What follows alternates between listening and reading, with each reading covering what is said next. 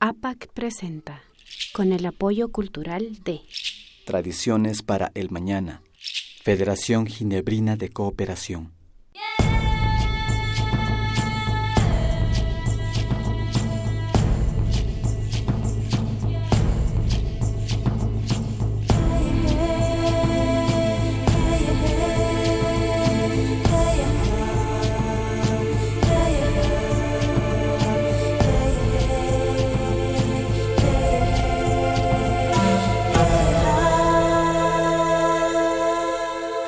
Imanalla mashikuna alishamushka kapaychi kay Santa Bárbara ayllu llaqtaman kay Cotakachi Kitimandapacha kikinkunapa wasikunaman chayamunchi kay bajo un mismo sol rikuchikunawan alishamushka kapaychi.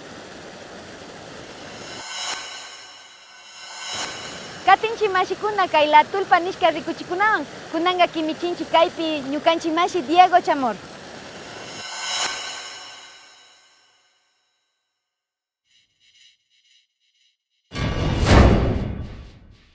Mashikuna imanasatakapangichi alishamushka kapaychi kay la tulpa rikuchi ukuma ñuka shutimi kan Diego Chamorro kikinkunawa paktay alishpa kanakunkapa.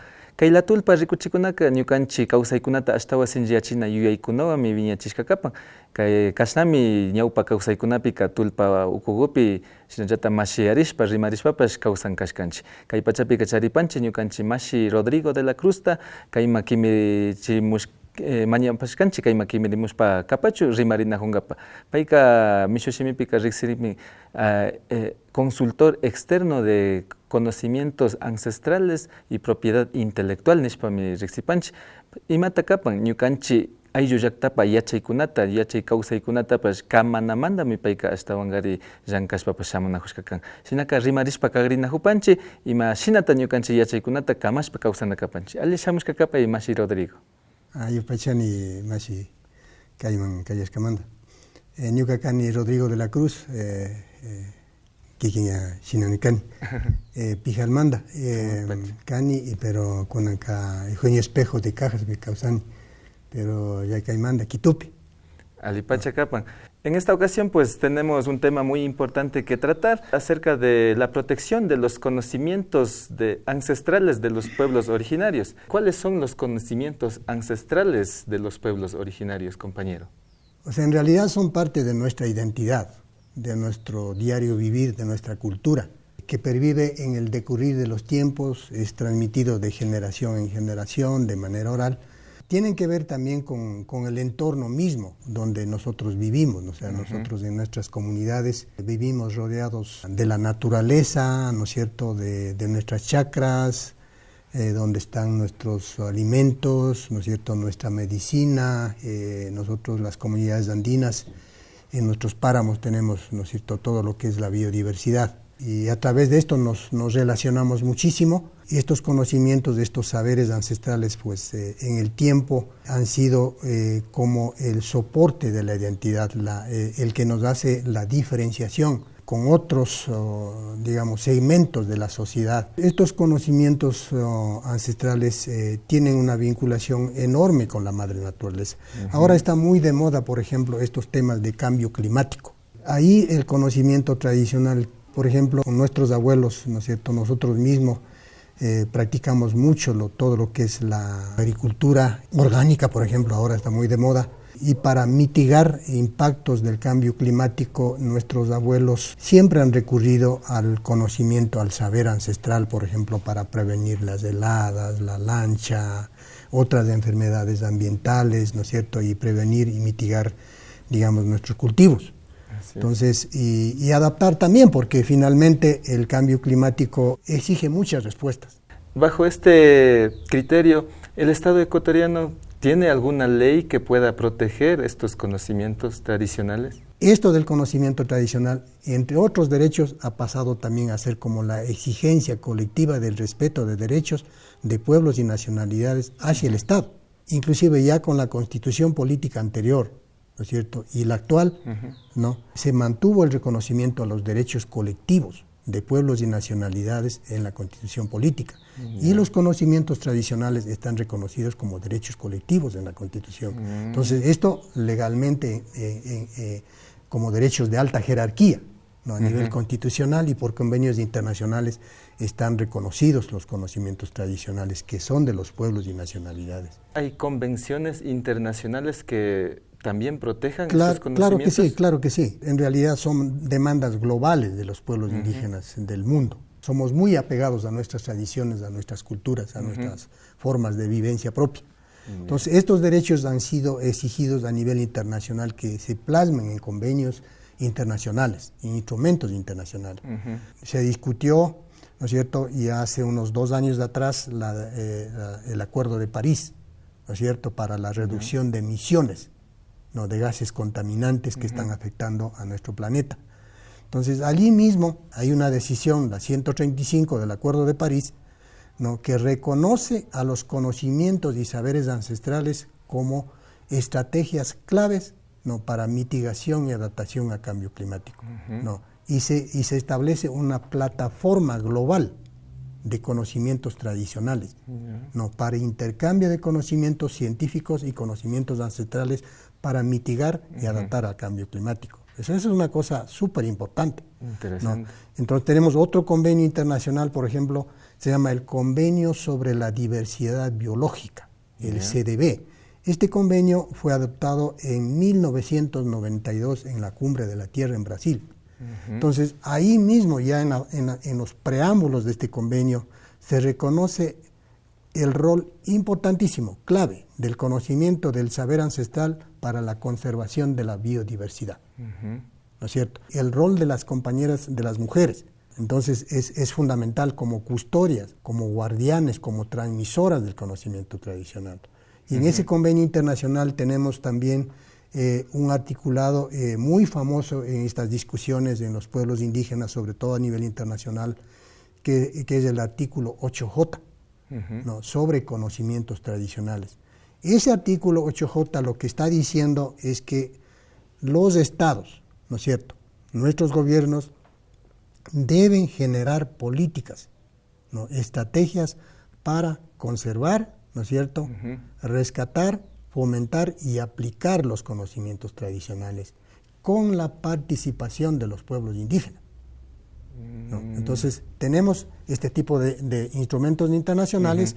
Hay otros también, ¿no es cierto?, en la UNESCO, por ejemplo, para el tema de todo lo que son expresiones e identidad cultural de los pueblos indígenas, que llamó a la UNESCO también a fortalecer, a respetar, ¿no es cierto?, estos saberes articulados a la identidad cultural de los pueblos indígenas, ¿no? Tenemos la Declaración Universal de las Naciones Unidas sobre Derechos de los Pueblos Indígenas. Este instrumento internacional de las Naciones Unidas tuvo que ser negociado en 20 años. Desde las Naciones Unidas lo que está pidiendo, instando a los gobiernos, es que se generen políticas públicas, se generen normas legales, estrategias, planes de acción. Entonces, acá en el Ecuador, eso se ha traducido, en primer lugar, en un reconocimiento como derechos colectivos a nivel constitucional, y tenemos normas secundarias también. Shinapas kaypi ashaguta kunuyachish yanahuparkanchi, kay tortillagu shinapas apiguta pasharipanchi, malipay mashigu, tortillagutapas hapipay. Gracias, compañero, gracias. Mientras se sirve, degusta de unas deliciosas tortillas y una coladita, vamos a continuar. Quisiéramos saber de qué manera se podría proteger a estos conocimientos ancestrales en nuestras comunidades. ¿Cuáles serían las formas de proteger?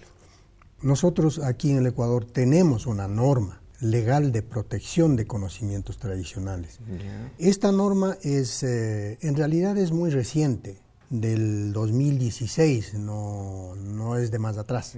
Es muy reciente, se llama el Código Orgánico de la Economía Social de los Conocimientos y la Innovación, COESI. Es un nombre un poquito largo, pero más conocido como Código Ingenios. Es una norma en realidad de todo el sistema de propiedad intelectual, de derechos intelectuales en el Ecuador. Y se logró hacer que en este Código de Ingenios se contemple, se incluya, ¿no es cierto?, un capítulo, un título especial sobre el régimen de protección especial para conocimientos tradicionales. Entonces ahí se está reconociendo todo lo que estamos diciendo, ¿no?, de forma legal. Y cómo se debe, digamos, ya en la práctica, ¿no?, hacer que esos derechos se plasmen.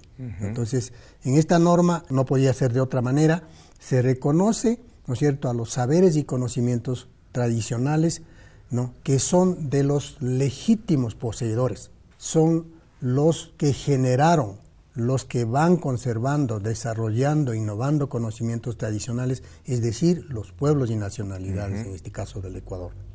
Se me viene a la mente un artículo 515 de este código, en el cual manifestaba de que el Estado ecuatoriano podría subrogar la autorización que obviamente deberíamos dar desde los legítimos poseedores, pero en el caso de este artículo me parecía decir que el Estado podría subrogar y simplemente adoptar estos derechos como Estado. ¿O cómo lo entiende o cómo es este? Sí, efectivamente hay vacíos. O sea, en el momento en que se trabajó en la norma, en el Código Ingenios, quedaron muchos, un poquito como cabos sueltos, ¿no? No se tuvo, tal vez la sapiencia, la inteligencia suficiente de cubrir todo el espectro mismo del conocimiento tradicional, quedaron muchos vacíos, no solamente ese, sino otros más. Entonces se está hablando mucho de trabajar en reformas a la normativa, capaz de que los derechos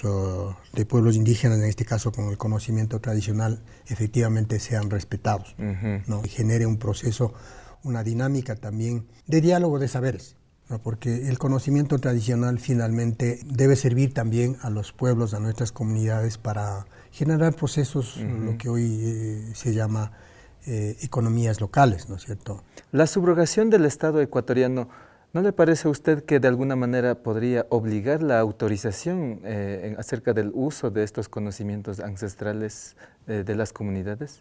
Es un tema que se está discutiendo mucho con los organismos públicos de este momento mismo, ya en el diseño de la estrategia de implementación. Lo que se está llegando a la definición es que definitivamente el Estado no tiene esa potestad. Los conocimientos tradicionales son, ¿no es cierto?, de los pueblos, de las nacionalidades. Ellos son los legítimos poseedores. Nosotros somos los legítimos poseedores. Y esa potestad está en nosotros, con el consentimiento libre, previo, informado, de otorgar o no acceso al conocimiento tradicional.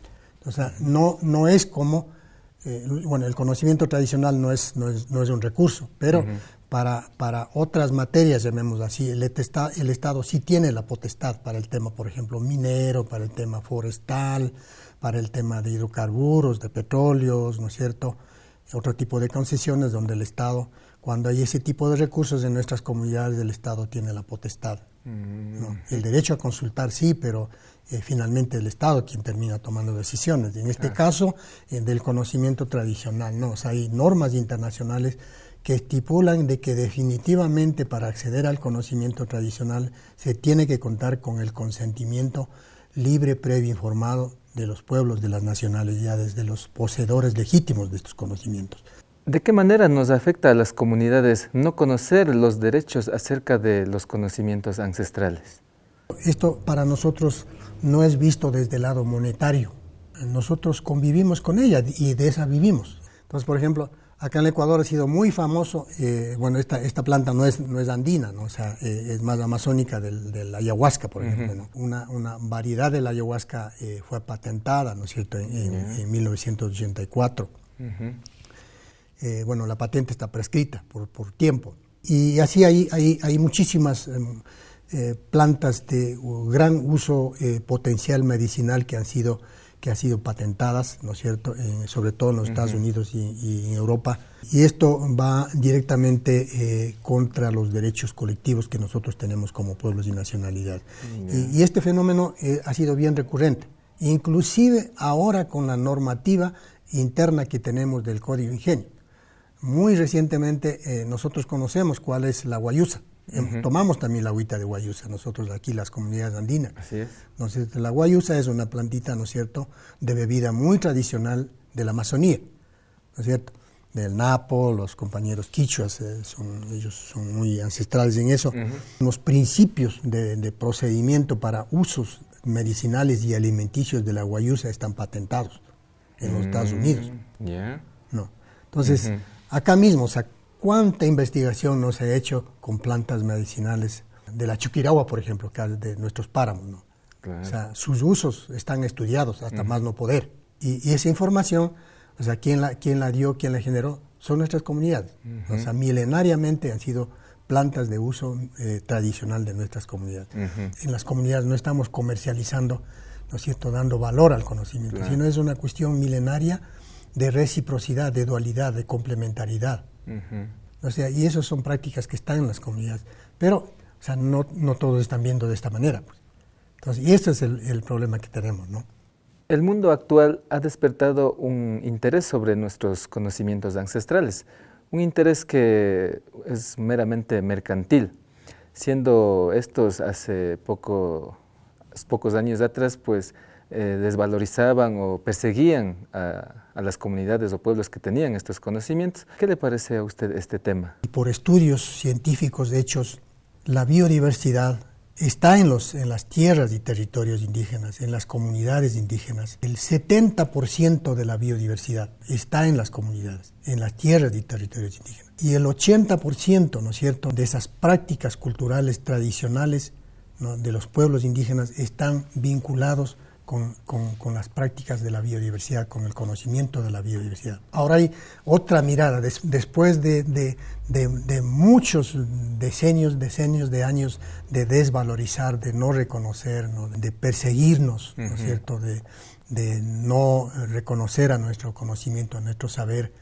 Hoy se está dando otra forma de ver al saber, a ese conocimiento, ¿no? Entonces, esto yo creo que es un momento muy oportuno también para que exista un mayor empoderamiento, una mayor fortaleza, una mayor reivindicación desde nuestras comunidades hacia nuestro conocimiento, a nuestro patrimonio inmaterial. Entonces, y creo que esto mismo debe ser traducido también en planes de acción. Por favor, sírvase. Paichani. A ver, yo también voy a comer un poquito. Gracias. Vamos a continuar con nuestro diálogo, ¿no? Quisiéramos conocer dentro de las comunidades los dirigentes o organizaciones que hemos hecho para poder sobreguardar. ¿Qué es lo que ha pasado con el conocimiento tradicional? ¿No? O sea, al no haber una norma, ¿no es cierto?, de protección, de defensa de derechos, y nuestros mismos pueblos, nuestras mismas nacionalidades y comunidades, a no tener sistemas propios de control. O sea, nosotros somos comunidades demasiado recíprocos, ¿no? O sea, eso es un tema cultural, ¿no? Sin diferenciación de quién nos visita. O sea, nuestras comunidades están las puertas abiertas. Desafortunadamente, no todos nuestros visitantes tienen las buenas intenciones, la buena fe, del respeto a nuestras culturas, a nuestras tradiciones, y ahí está el problema, ¿no? Entonces, en la práctica, lo que ha venido ocurriendo es que muchos interesados, ¿no es cierto?, científicos, académicos, universidades, sobre todo internacionales, van directamente donde nuestros yachaj, donde nuestros abuelos, donde nuestras sabedoras, ¿no es cierto?, sin siquiera que nuestra organización comunitaria, sin que se sepa nuestras autoridades de que se está haciendo cual o tal investigación. Entonces la información ha salido, ¿no es cierto?, y se ha utilizado para muchos fines. Se han llevado muestras, ¿no es cierto?, de plantas medicinales y el conocimiento con la información del conocimiento tradicional. Y eso no es para ponerlo en vitrina en las universidades internacionales. Entonces eso va a un proceso de investigación, ¿no es cierto?, más convencional. Claro. Entonces de ahí tenemos, o sea, cuando nosotros vamos a una botica, a una farmacia, ¿no es cierto?, compramos medicamentos, y muchos de estos medicamentos provienen precisamente de nuestra biodiversidad, ¿no?, de nuestras plantas medicinales. ¿Y de dónde salieron? De nuestras comunidades. ¿Quién dio la información? Nuestras mamas, nuestros taitas, nuestros sabedores, nuestro yacha. No. Los dirigentes, ¿qué hemos hecho? En la plataforma, digamos, de demandas, de respeto a nuestros derechos, eso está en nuestras organizaciones, en el discurso de nuestros líderes, de nuestros dirigentes, ¿no? Lamentablemente lo que no está es eso plasmado en alguna agenda de trabajo más formal en nuestras organizaciones. Está en el discurso, ¿no? En nuestros dirigentes, ¿no? Entonces, en todo caso, estas formas propias que existen en las comunidades tienen que ser fortalecidas, revitalizadas, ¿no? Y nuestras organizaciones mismas establecer agendas propias, ¿no es cierto?, que respondan a este tipo de dinámicas que están en las comunidades, porque lo otro es que siga estando libre, ¿no es cierto?, a disposición de terceros usuarios del conocimiento tradicional, sin ningún tipo de control, en el que nosotros no le demos la importancia. Eso no puede seguir así, ¿no? Nuestros conocimientos son conocimientos que tienen derechos y esos derechos están protegidos. Entonces debemos establecer normas internas, regulaciones, reglamentos a nivel estatutario en las comunidades, tratar estos temas con la juventud, diálogo con los mayores, ¿no es cierto?, con nuestros abuelos. Entonces los gobiernos locales están llamados también a generar planes de acción en territorio para trabajar estos temas. Esto es una acción colectiva de todos los entes públicos. El tema cultural, ¿no es cierto?, el tema de nuestro patrimonio material intangible también tiene que ser visto como algo muy relevante porque es parte de nuestra identidad cultural, ¿no? Entonces, usted, bajo su postura, su experiencia, le permite estar en una postura de que las comunidades deberíamos ser parte o aislarnos de este tipo de investigaciones externas. El aislarnos no creo que sea la medida más correcta, definitivamente. O sea, nuestra sociedad actual es intercultural, ¿no? Y eso responde a una dinámica de diálogos, ¿no es cierto?, de conocernos, de interrelacionarnos con otras culturas, el diálogo de saberes, ¿no? O sea, de la relación intercultural para buscar alternativas locales a las comunidades, para los pueblos, nacionalidades, inclusive para el mismo país. Creo que es muy fructífero, ¿no? O sea, estamos en un mundo en que las respuestas deben venir de todo lado, ¿no? O sea, en buscar para hacer frente a las soluciones locales, regionales, inclusive a nivel global. Yeah.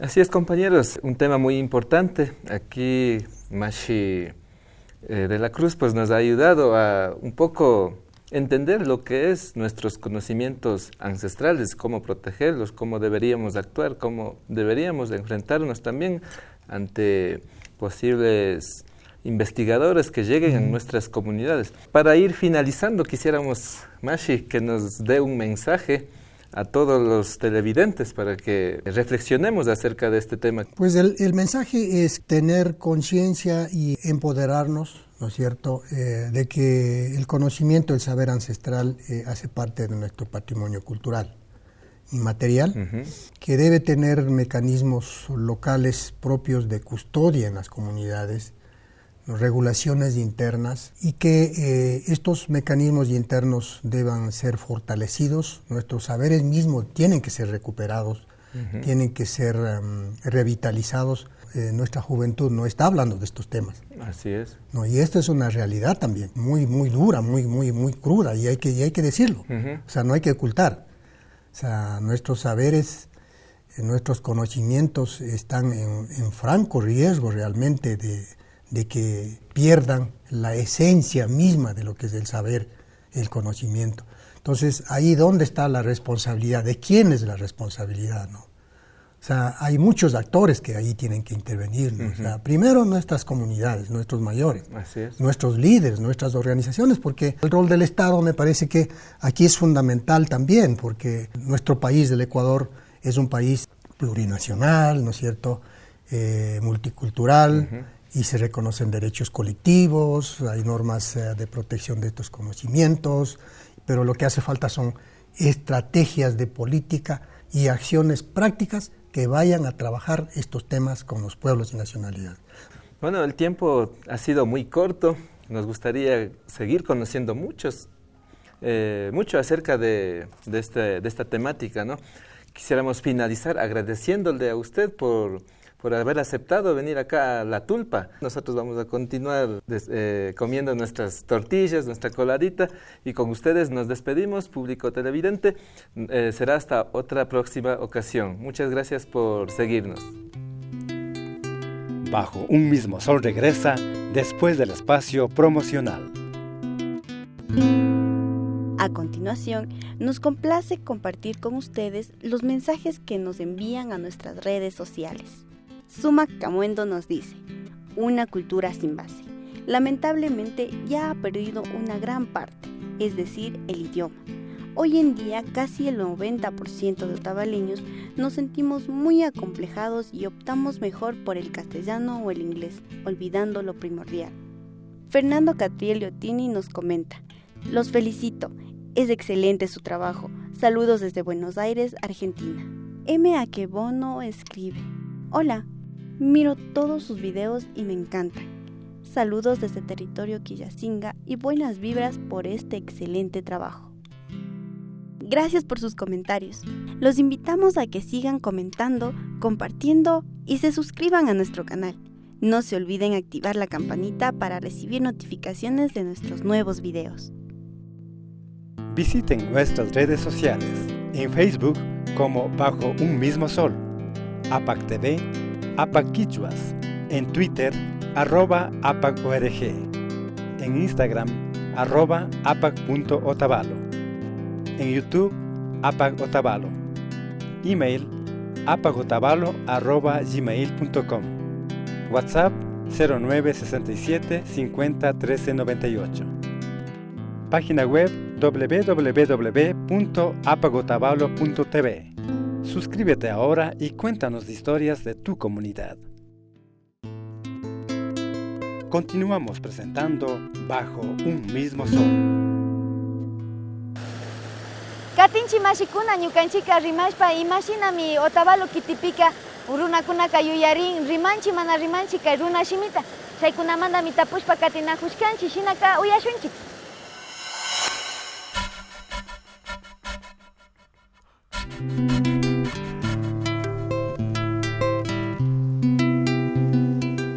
Hola amigos, acompáñenme a ver qué es lo que opina la gente.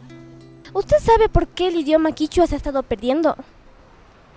Por lo que los padres no han enseñado desde pequeño. Desde las familias no han enseñado o no han tomado el valor que es de nuestro idioma, el idioma materno, el quichua. No sé. Bueno, una de las razones podría ser que dentro del mismo hogar los padres ya no hablan a sus hijos. Por los viajes que a veces hacen fuera de países, ya cambian sus etnias, sus culturas, su vestimenta también, su idioma y todo eso ya a veces ya hasta los indígenas ya jóvenes también ya se hacen cortes raros y todo eso. Lo que llegaron la cultura española y nos conquistaron, entonces ahí se fue perdiendo poco a poco porque nos implantaron la cultura como es el idioma español. Por nosotros no practicar, por no hablar con nuestros hijos, no enseñarles nuestras raíces de dónde somos nosotros. Sí, creo que he estado perdiendo en parte, pero creo que en la actualidad estamos tratando de recuperar el idioma quichua. ¿Usted sabía que hace 50 años de atrás era casi prohibido hablar quichua? No, eso no sabía. Bueno, supongo que debe ser por lo que nos discriminaban a los indígenas, tal vez. La verdad, la primera vez que me entero, no he tenido conocimiento de este tema, que sí, como es casi 50 años, el tiempo de la colonia debió ser tantas cosas que pasaron, que hasta prohibieron hablar nuestro propio idioma. ¿Prohibido hablar? No sé, no me han dicho. Difícil era para hablar. No era prohibido, sino que tenía miedo de hablar. Debe ser, claro. No sé mucho, pero debe ser. ¿Por qué razón? Por esta cuestión, pues que quieren arrancarnos de nuestras raíces, ¿no? Todo lo que es nuestro, lo que es nuestra tierra, y quieren implantar lo que los españoles trajeron. Y han sabido prohibir hablar en quichua. Entonces, por eso algunas personas siguieron callando de hablar en quichua, de este idioma. No he sabido que ha sido prohibido, pero sí ha sido que hemos sido mucho marginados, especialmente los indígenas, porque hablamos quichua y los las personas de raza blanca siempre nos ha marginado y nos ha tenido como que no tenemos derecho. Y estas fueron algunas de las opiniones que encontramos en el terminal de Otavalo. Manara rishpallata mashikuna ñukanchika villachingapa munanchik kay Kotakachimanqa ayllu llaqtakunaka pusak chunka shuk watata paktachinajuymantami kaypi kimichishka paykunapa kawsaykunata shinapas riqsichinkapa. Pundakunamanta paykunaka wacharishka ña shinallata kamachikunata paktachishpa kay allpakunata kamashpa kawsashkakunamanta yupaychanchik ashtawankarin ñukanchita kaypi kimichishkamanta. Shinami sakirinchik mashikuna ñukawanka shuk punchakunapi tuparipashunchik. Kayakama.